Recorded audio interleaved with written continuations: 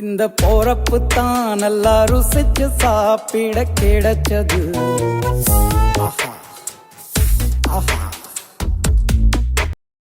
அனைவருக்கும் வணக்கம். நம்ம இன்றைய நாளில எதுக்காக இங்க கூடியிருக்கோம், இன்றைய பாடம் என்ன நடத்த போறோம் அப்படின்னு சொல்லி பாத்தீங்கன்னா, தமிழர்களுடைய பாரம்பரிய உணவு.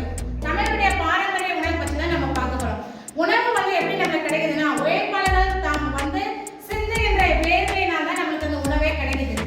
அந்த உணவை உழைப்பாளர்கள் சிந்துகின்ற வேர்வையினால் உணவு கிடைப்பதனால நம்ம உடல் வந்து எப்படி இருக்குன்னா ஆரோக்கியமா இருக்கும். சரிங்களா? நம்மளுடைய முன்னோர்கள் பாரம்பரிய உணவை அவங்க பயன்படுத்துறதுனால தான் ஆரோக்கியமான ஒரு வாழ்க்கையை அவங்க நடத்துறாங்க. பாரம்பரிய உணவு சாப்பிட்டதுனால அவங்க வந்து எந்த ஒரு நோயும் இல்லாத ஒரு வாழ்க்கையை அவங்க வாழ்ந்தார்கள். சரியா?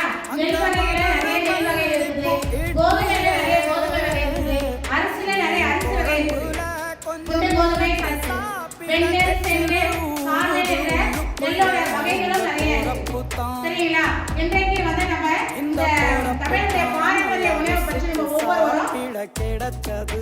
இந்த போறப்பு தான் நல்லா ருசிச்சு சாப்பிட கிடைச்சது. அத நினைச்சு தான் மனோ உலகம் முழு